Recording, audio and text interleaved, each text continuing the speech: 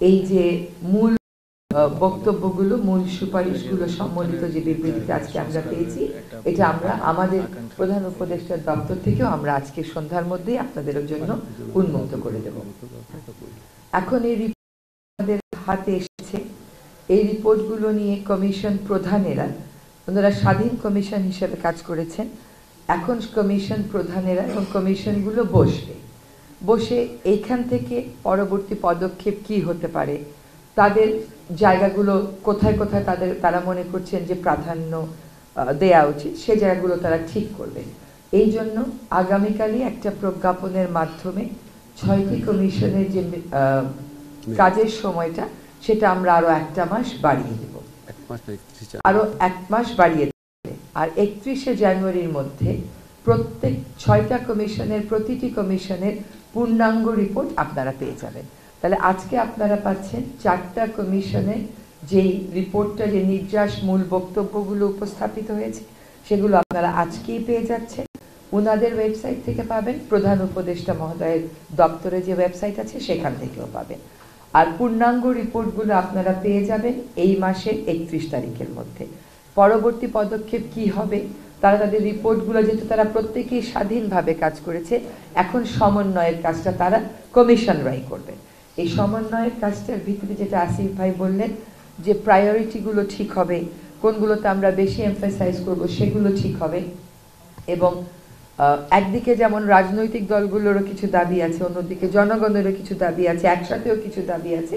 So কোনগুলো নিয়ে আমরা তাৎক্ষণিকভাবে কাজ শুরু করব, রোড ম্যাপটা কি হবে, এইটা এই 1 মাসের মধ্যে আমরা একটা রোড ম্যাপ আপনাদেরকে দিতে সক্ষম হব বলে আমরা মনে করি। আর এখন থেকে কমিশন প্রধান যারা আছেন, তারা তাদের কমিশনের যে রিপোর্ট পদ্ধতিতে তারা করেছেন, সেগুলোর ব্যাপারে আপনাদের সাথে অবশ্যই কথা বলবেন।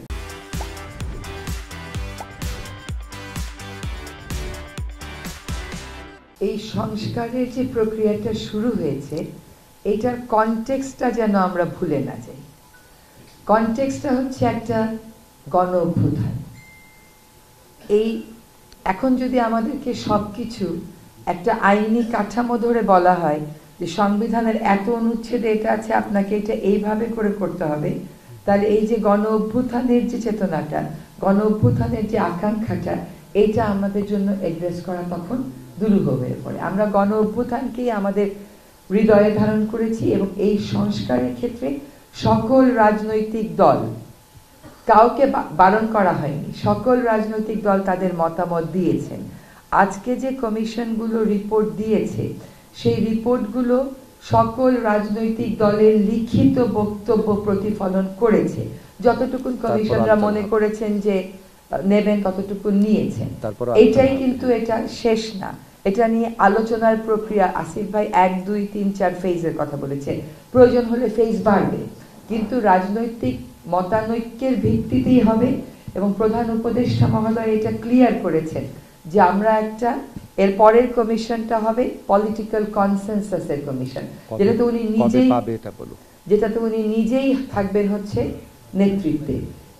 সুতরাং এইটা পলিটিক্যাল কনসেনসাস নিয়েই হবে। এবং যখন পলিটিক্যাল কনসেনসাস চলে আসবে, আমরা আশা করি পলিটিক্যাল কনসেনসাস আসবে, তখন আর লেজিটিমেসি না থাকার কোনো প্রশ্ন থাকছে না। এমনিতেও লেজিটিমেসি না থাকার কোনো কারণ নাই, কারণ এক হচ্ছে যে এই সাংঘাতিক বড় রকমের গণ অভ্যুত্থানের ফলেই কিন্তু এই প্রক্রিয়াটা শুরু হয়েছে।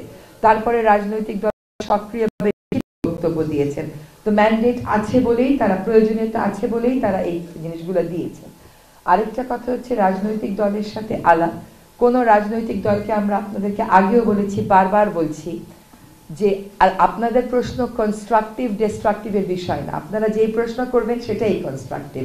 আমাদের এখানে একটা গ্রুপ আছে, হোয়াটসঅ্যাপ গ্রুপ, যেটা শফিক ভাই পরিচালনা করেন।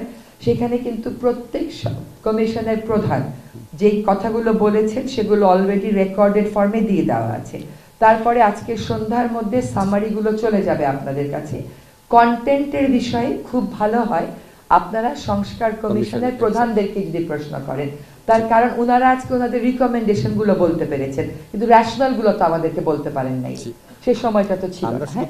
আর হচ্ছে যে আমাদের পক্ষ থেকে বারবার বলা হয়েছে যে সরকারি পক্ষ থেকে বিচার হচ্ছে, কাউকে টার্গেট করে বিচার হচ্ছে না, একটা স্বচ্ছ প্রক্রিয়ার মাধ্যমে বিচার হচ্ছে। আপনারা ভিডিও দিচ্ছেন, আমরা ভিডিও জোগাড় করছি, দেখা যাচ্ছে এমন বিষয় ধরে বিচার হচ্ছে।